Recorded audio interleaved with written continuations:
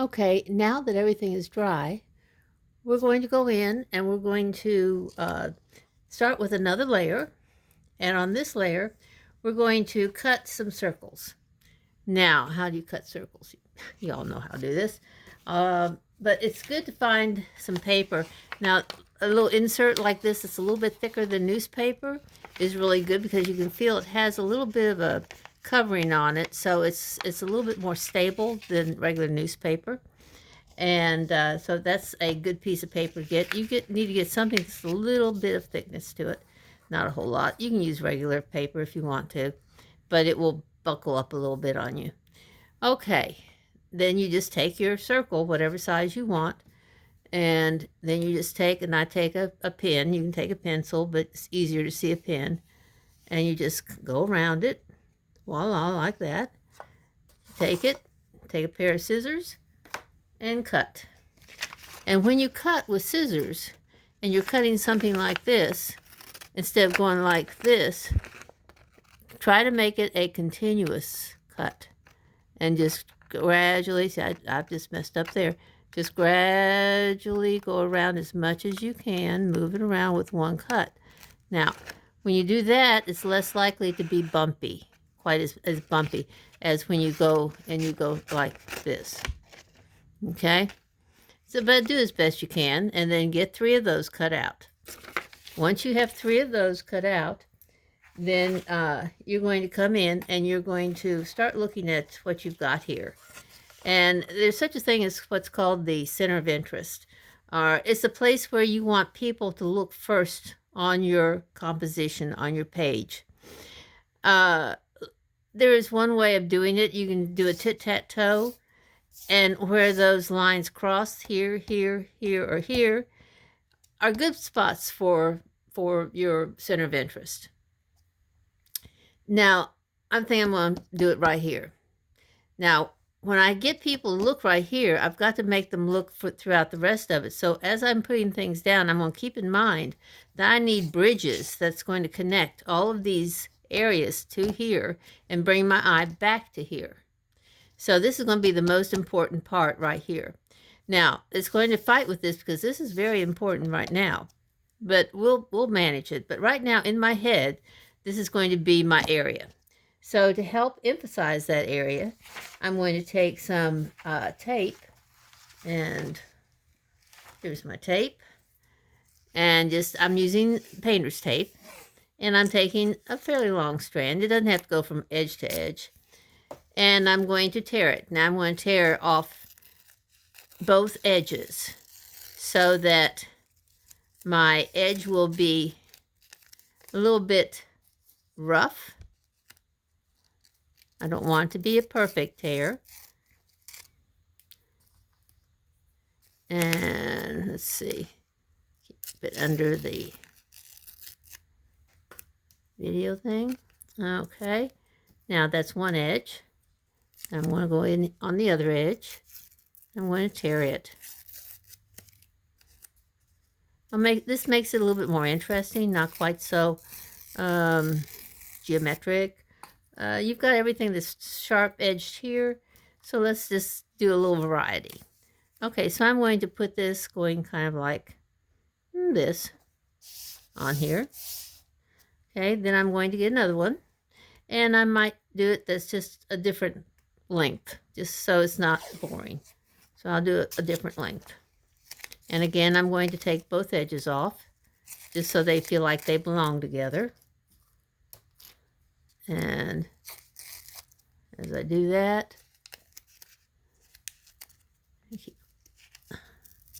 sometimes it doesn't want to do it, then you just go from the other end and you try it there. You might go all the way across it by mistake, and that's okay. You just put them together.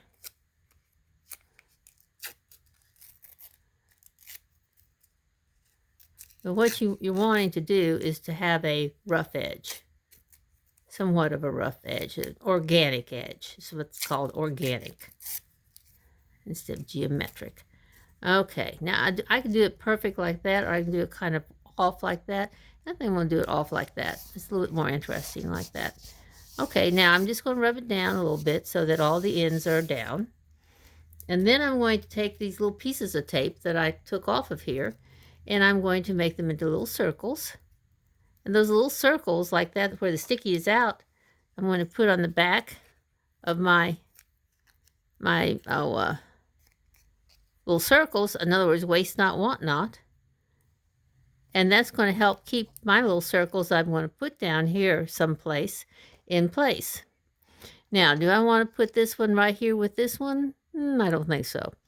There's no right and wrong to any of this, but I think I'll just put it right there. There's no reason for it. It just felt right. Okay, I'm going to put another one. Again, here's some more of my tape that got, kind of stuck together. But now I'm going to make it into a little double-sided tape piece. Now, all this does is just keeps it from walking on you when you're painting. Okay, on this one, I think I'm going to put it right here. Why not? Right there in the center, right where I want the center part to be. Oh, I don't know. Maybe I don't want it right there. I think I want it a little bit behind this one. No, then your eye will be taken off that way. Maybe like,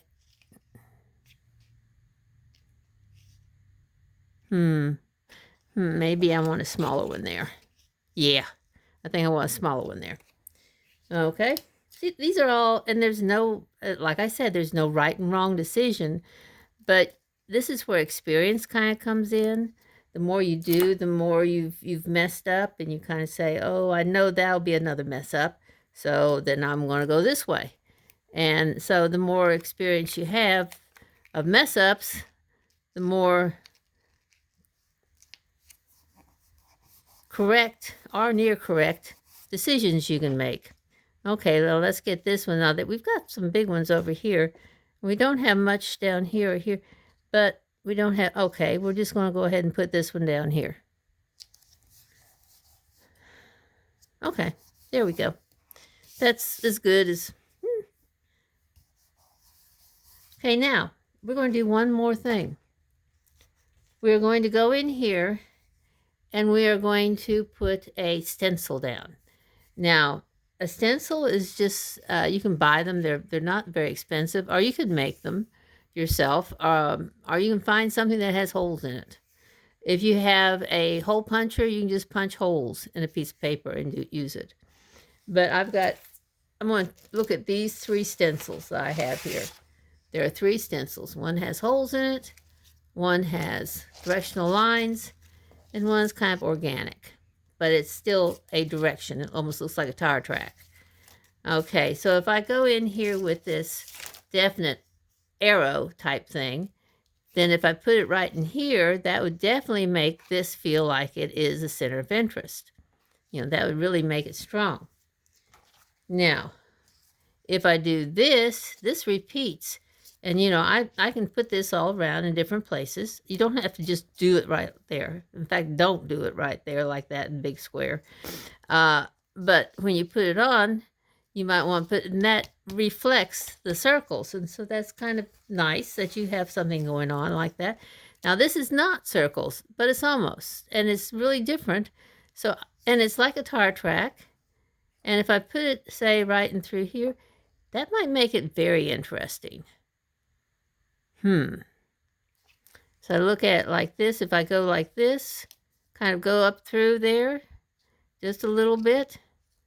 And I don't have to do this whole wide thing. I can do one with a little bit of here and a little bit there. I can go all over and then here.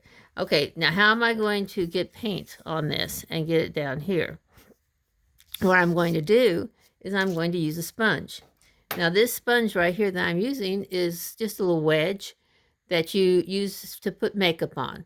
If it has paint on it already and it's not coming off, or you don't like, you're afraid that it might affect what you're doing, all you have to do is take some scissors, and hope you have some good scissors that will cut. There you go, and cut it off. Then you have a clean part. Now, how are you going to put the paint on? You want your paint to be fairly dense. Not real thick, but dense. So that means quite a bit of pigment in it. but it doesn't have to be, let me go ahead and put this light on so you can see it better. Okay, it's not going to do it. Put this light on back here. There we go. Okay, we're going to go in here and we're going to, and one thing I did not do, I did not put water down in my paints first, which I should have done before I started. And you'll do that, and then you'll have to kind of wait a little bit. And I still have, I didn't clean up my mess from the last time, the last step, so I can still use this in here. But I think what I want to do for this is I want to get a little bit red or darker. So I think I'm going to, I have some dark red up here from where I left my brush, and I'll mix it in with this. In other words, I'm taking what's on my palette and mixing it together and creating another, just another color, another variation of the color. But I think I'm going to put a little bit of brown just to darken it up a little bit. Now, if I want to also darken it, I could put a little bit of green in it. Remember, you've got to be careful, you're going to get mud, because green and red make mud. But you can put a little bit of green in it to make it look a little bit different. Okay, now there is what we have. And what I'm going to do is I'm going to take my sponge. I'm going to dab it in here. Now, I don't want it to be really, really wet. And you see right there? Now, when I put this down here, I'm going to have to decide what I want, where I want it. And I think I want to make sure that these little things will show up. So I'm going to go in and I'm going to dab over here.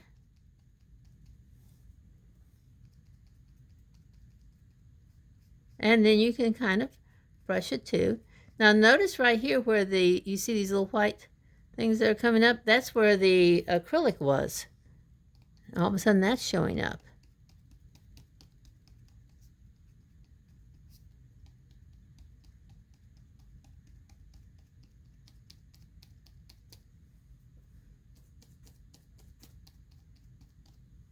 Now I want it to have kind of a feeling of movement towards this center of interest.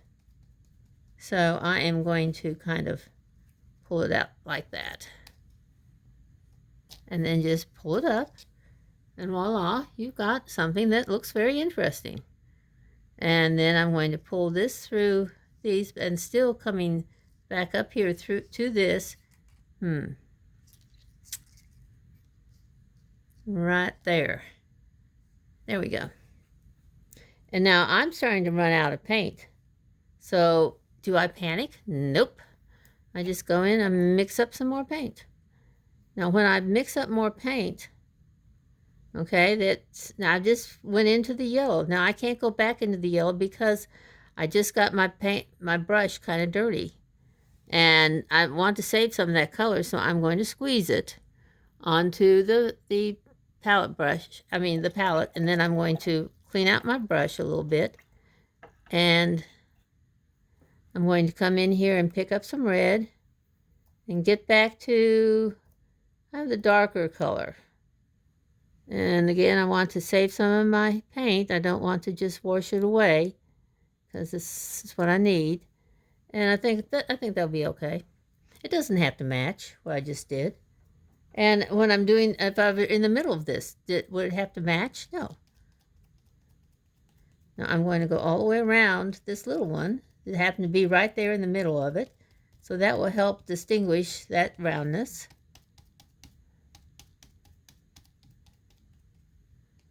And then, and again, you've got to make some decisions what you want to do. And remember, when you go over the little circle, you're not going to see this because you're going to lift the circle up. So I don't want to go back over here where I have this. But now, okay, I'm going to lift this up just like that. Now, what you see is that I think I'm going to come back up here a little bit. And be kind of in line with that, and put a few up here.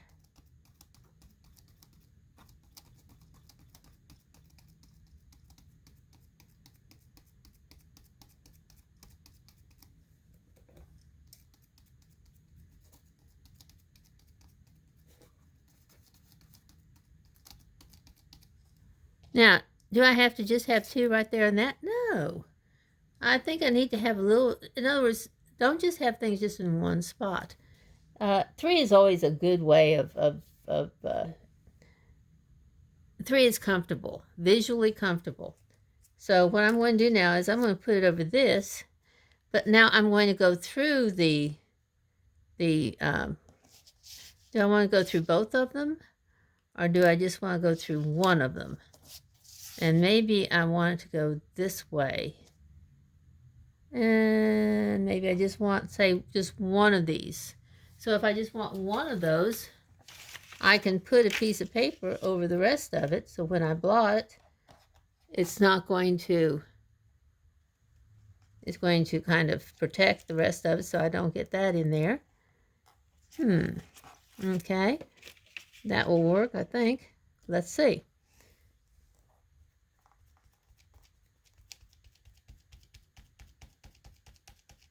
And guess what? I just ran out of paint. So we got to go in and do some more. And just hold it down while you're doing it.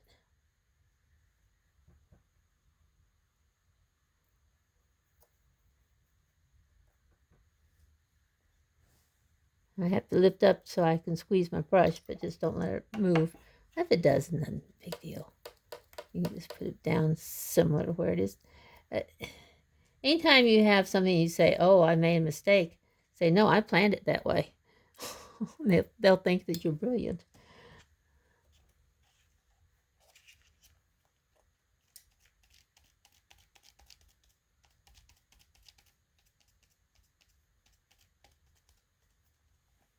Okay, there's one. And you see, it just kind of is just one little thing going in through there. But I think I'm going to go in and just let it hit that like that. That's kind of interesting. And then maybe I'll do, I said 3 was interesting, but I think we need something up here. So I'm just going to go right in here and just hit some right here. And I'm going to use my sponge just to get up near the circle and not go over it.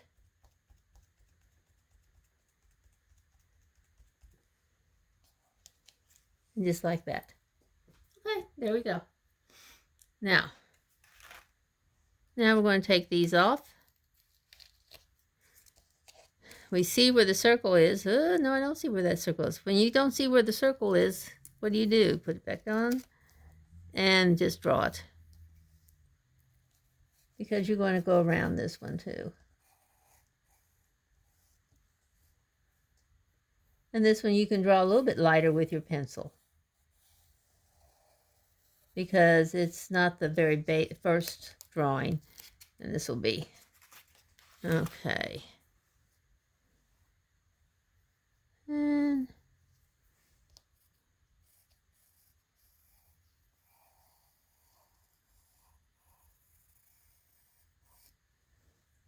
we've got that. Okay, but I'm going to leave this on now. Now I'm going to go in and I'm going to go in with another layer of color.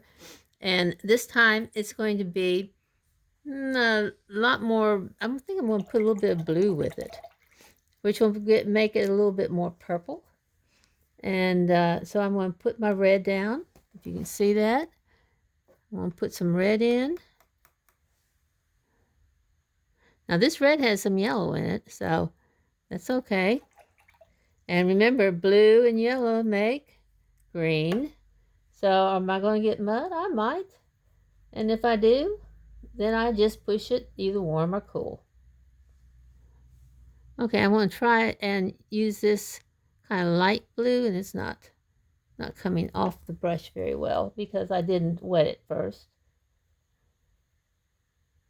But it will eventually. Okay. Now see how that has gotten into a different value. And if you're not sure what color it is, you see it there, then just get a piece of scrap paper and just put it down and see what color it turns out to be. Now remember, it will dry a little bit lighter. I don't really like that as much. I think I need to pull it more towards the warm. So I'm going to put a little bit more red into it.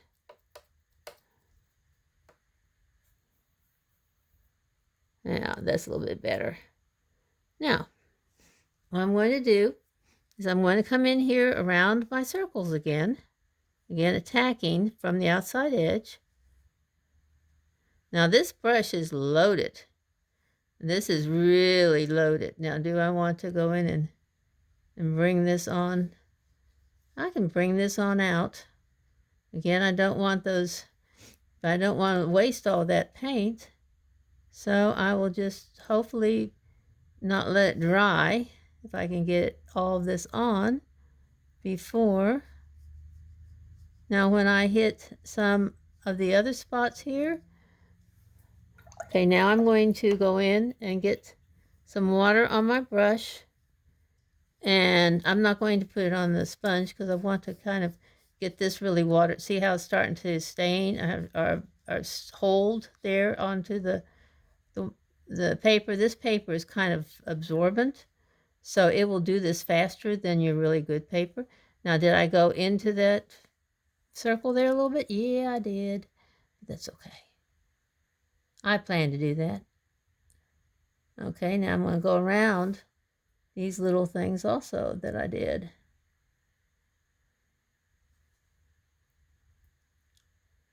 Now, do I need to do the whole background like this? No.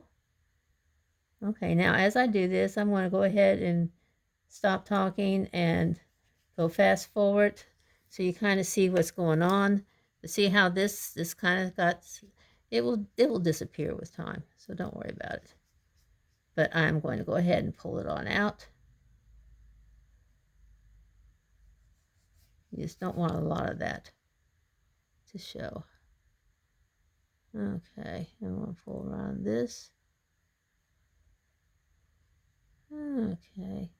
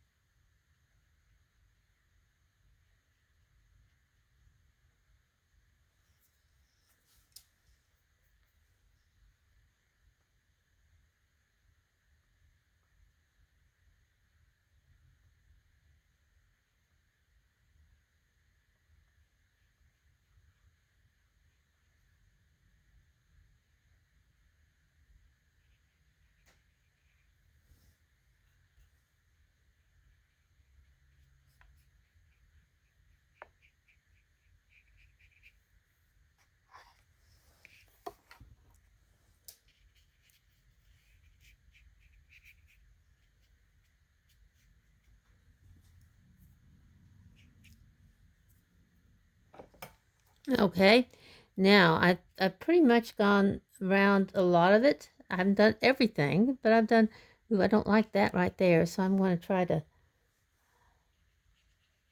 kind of disguise that a little bit. Kind of go over it like that and try to, because just like I said, this is very absorbent paper.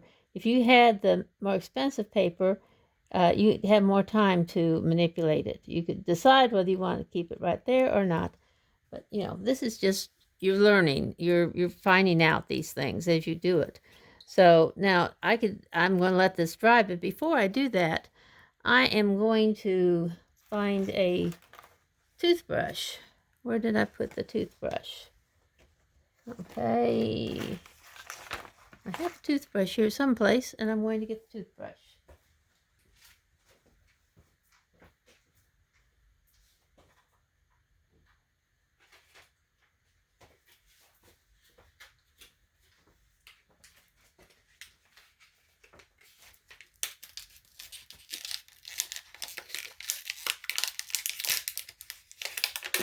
Okay, here's the toothbrush. Now I'm going to take this toothbrush and I'm going to mix up a opposite color. Opposite of red is green. So I'll probably go in here with some green. And I'll probably make it kind of a bluish green, just to make it interesting.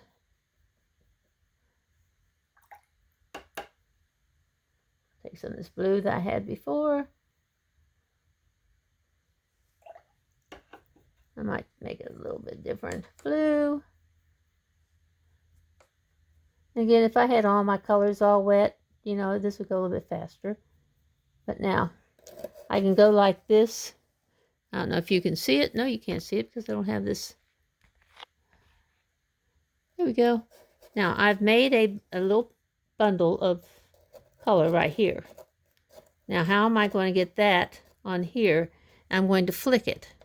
Now, you can either do it with your finger, or if you don't want to get your fingers all dirty, you can get a pencil or something like that and just flick it like this.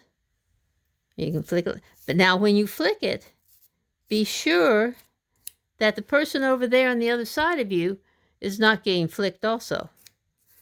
So you might want to put something up here so that you don't flick that other person.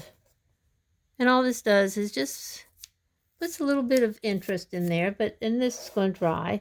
You won't see it very much, but it's just another thing that is interesting. If you're trying to do concrete or something like that you want a little texture to, this works quite well. If you want just in an area, then you mask off areas with paper, and then you just flick. And I don't know if you can see this or not, but there's some little flicks there. And I think I'm going to flick a little bit more around the masking tape.